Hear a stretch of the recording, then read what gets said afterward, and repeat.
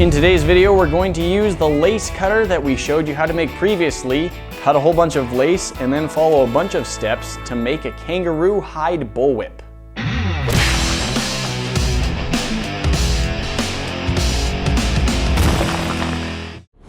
Garrett is something of an expert on bullwhips, at least a whole lot more than me, and in fact, if you've seen our video on how to make the paracord and athletic tape bullwhip, Garrett is the one who taught me how to do that in the first place. Here is the idea. We're going to be cutting out a lot of kangaroo leather lace, wrapping, twisting, and braiding it around itself to form a bullwhip. We'll take it outside and give it a few tests. In order to make this 6.5 foot kangaroo hide bullwhip, we're going to start with a paracord core, and we're going to fill that core with BBs, so our bullwhip will have a little bit more heft and weight to it. There we go. I measured about 2 feet in. I twisted this flattened piece of paracord.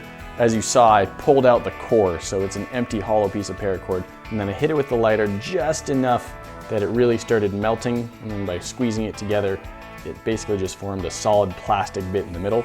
So now I'm going to fill 2 feet of this with BBs, and while I do that, Garrett is going to be cutting some more lace and explaining how you know how thick your lace should be. So right now we're working on the very outside of the hide, and the outside is the most stretchy part of the hide, so I'm cutting my strands to be fairly wide. So I'm going to be cutting about 30 feet of lace for the first belly.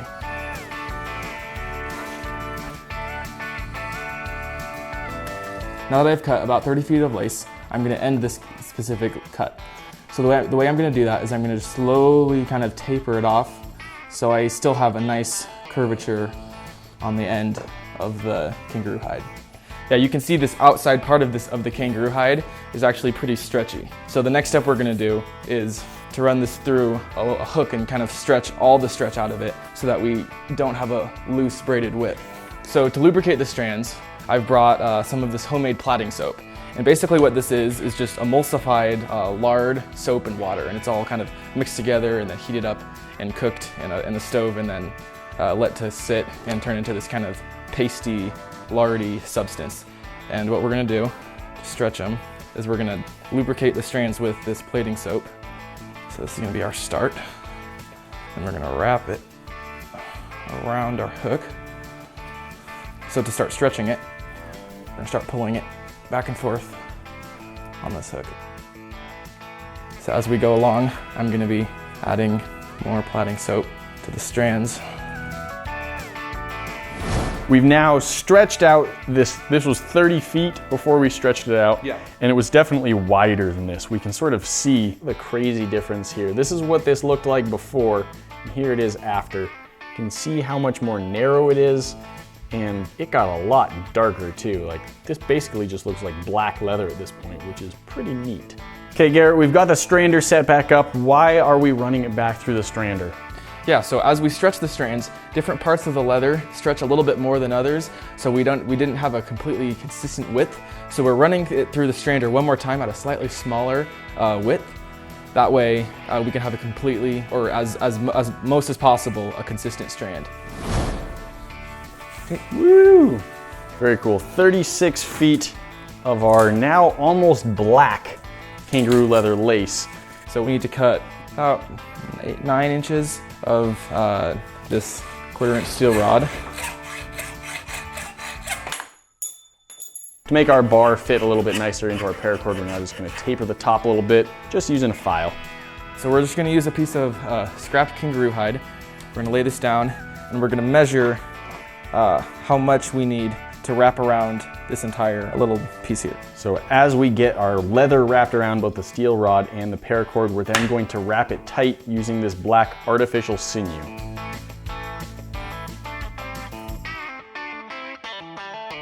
We're done. We finished our whip. Yep. Yes. This is the completed whip. The leather was just for fun. We are just about ready to start plaiting our leather lace onto this rod, but this is a pretty slick metal and our leather has some lotion all over it. So we're gonna take some of this sinew and wrap it all the way around this metal rod so it gets a lot better grip and doesn't just slide right off. So now we're gonna wanna find the middle of each of these 2 strands, and then we're gonna take the bottom right-hand strand, take it over the top right-hand strand, and around, behind, and in between the 2 left-hand strands, and back, around.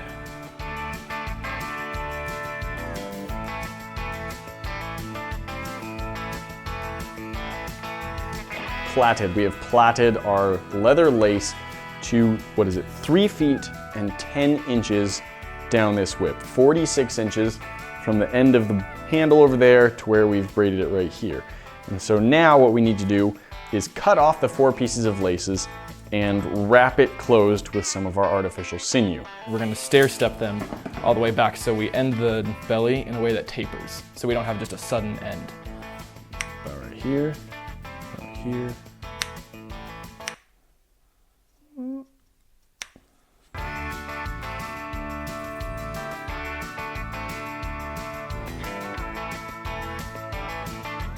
So next we need to roll the whip.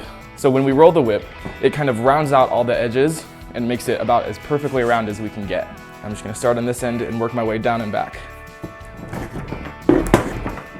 And I'm pushing with a fair amount of force because I want it to be as compacted as possible. And you can see a big difference in. So unrolled here, rolled here. You can see it fairly well and you can definitely feel it. I mean, this feels like it's braided, and this just, you can feel little bumps in it, but it doesn't feel like the pieces of the plait are sticking out the way they are here. So next we're going to put a cowhide bolster on the outside of this whip. So basically we're going to cut a long tapering triangle that's going to cover the entire surface of this whip. And this is going to help to kind of reinforce all the area of the whip. It's going to help to make it as perfectly round as possible, fill in all the gaps, and it's going to just help add a little bit of thickness as well. So what I'm thinking is we can take this squared up edge, we can fit that around any given part of the whip, curl it really tight, and then we can mark where it's making contact with the leather.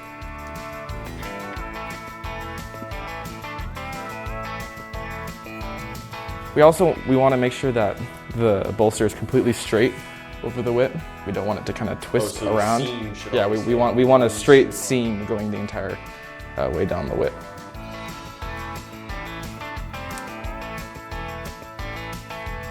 Okay, so we're now going to be adding leather dressing. And is this a homemade thing or just a product that you buy? No, this is just leather dressing. This is Paracord's leather dressing. It's pretty standard for whip making. One thing that can happen with leather whips that get dry, if they're not very well conditioned on the inside, is the core will become kind of crusty, and as the different layers of the whip kind of rub against each other, you'll actually end up with a squeaky whip, and your whip will squeak anytime you move it or try to crack it. I wonder who in the whip making process was like, my whip is kind of squeaky, I wonder how I can fix that. I'll try adding some weird goop on the inside. We've now wrapped the whip all the way down to the end of the leather, and in fact even a little bit beyond the cow leather bolster onto the paracord just a bit. And Garret is telling me that to reinforce it a little bit more, we actually want to keep wrapping it a few times because we have a metal stick to about right here. And if we try and crack our whip just the way it is, then it's just going to end up hinging right on that point so much that it breaks the leather over time. So to reinforce that, we have to go over that a few times. So what we're going to do is we're going to keep wrapping with the sinew down a couple feet and then back, and then a little bit less and then back, and then less again and then back. And so we're just going to kind of be bouncing smaller and smaller to give a really tapered reinforcement. We've wrapped the heck out of this thing, and you can see that we don't have a really sharp bending point at the end of the handle or really anywhere along there. It just kind of keeps going with this nice tapered rolling edge. That's just what we want, and now we're just going to take this whole thing and roll it again the same way we did when we just had the belly.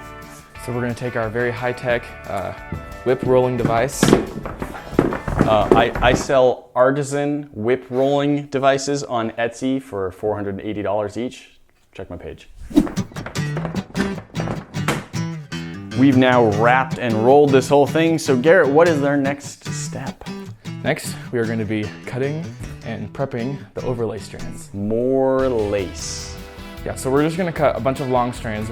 We have 2 hides, so I'm going to work on a hide and you're going to work on a hide. Let's get cutting.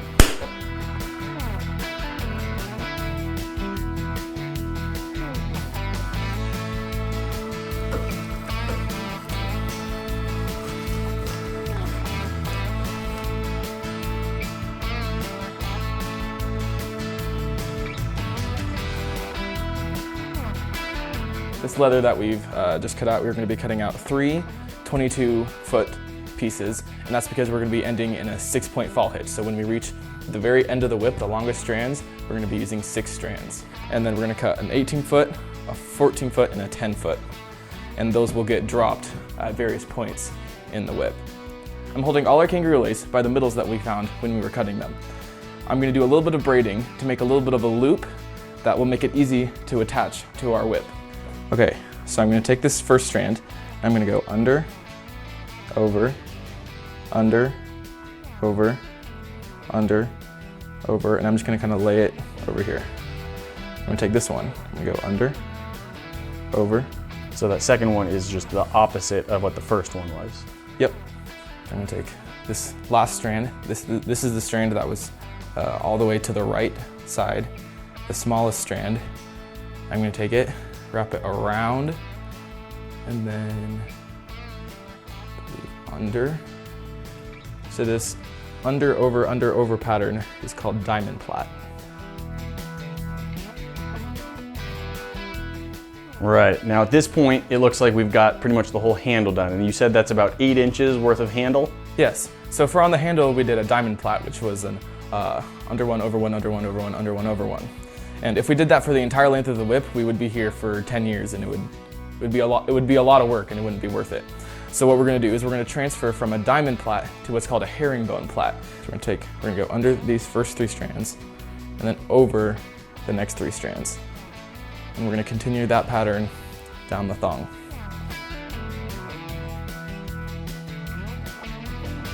Okay, so as we go down the length of the whip, we actually have to drop strands.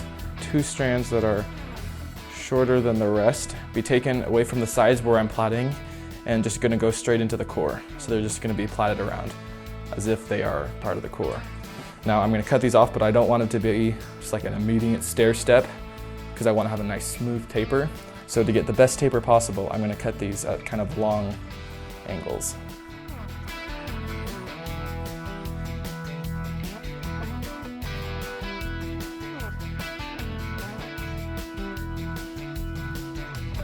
Now that we've finished all the braiding of the overlay, we need to add the fall. To make the fall, we've cut about 4 feet of paracord. It's not gonna be an exact science. And we are going to make a tapered fall. So it's gonna have a little bit of a tapered twist that gets thinner and thinner and thinner until it becomes just 1 strand until we get to where the cracker starts. So the paracord has this inner guts to it. Just gonna pull this down as much as possible. We're removing the guts from both ends because the middle is where it's gonna attach and then it's gonna be twisted up to a certain point. They're not lining up. Again, everything with the whip wants to be tapered.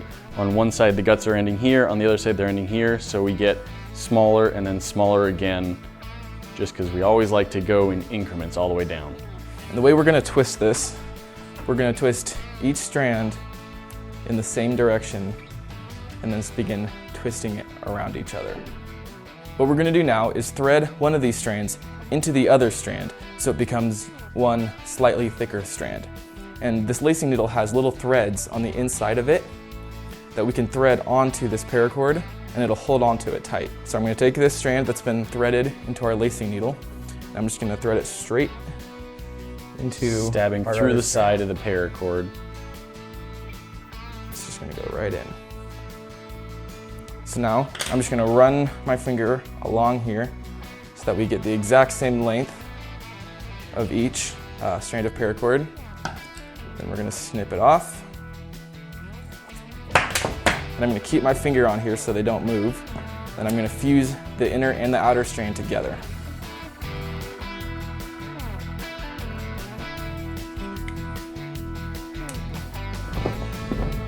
This is the last time we roll it, right? Exactly. Okay.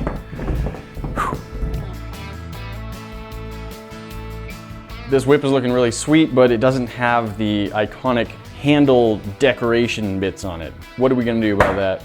We're going to be adding a heel knot and a transition knot. For the heel knot, we're gonna build up a foundation using some scrap leather, and we're gonna tack that on with some nails and artificial sinew. Now we're adding a second piece of leather, which is gonna be kind of cross-shaped. We're gonna put that over the end of it.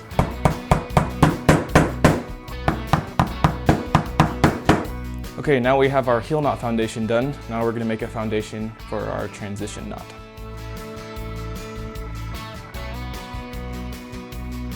Okay, now we have our foundations done. Now we're gonna go ahead and tie the knots on.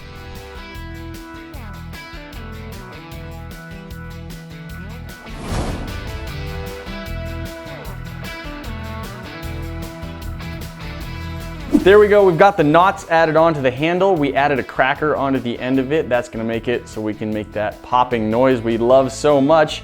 I think we need to give this thing a test. Let's go. Let's head outside. Let's get cracking. We have come outside and it is time to finally test this whip.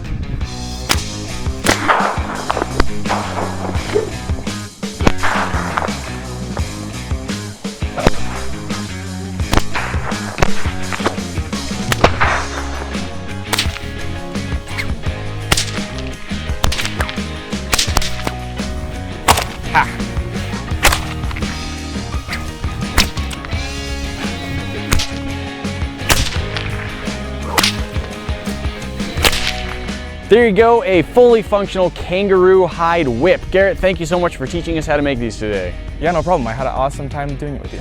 Overall, I think this took about 12 hours of work to do, and we could probably do it a little bit faster than that if we weren't filming at the same time. That always slows things down, but I would say that's a good estimation for how much time it would take for your first time through.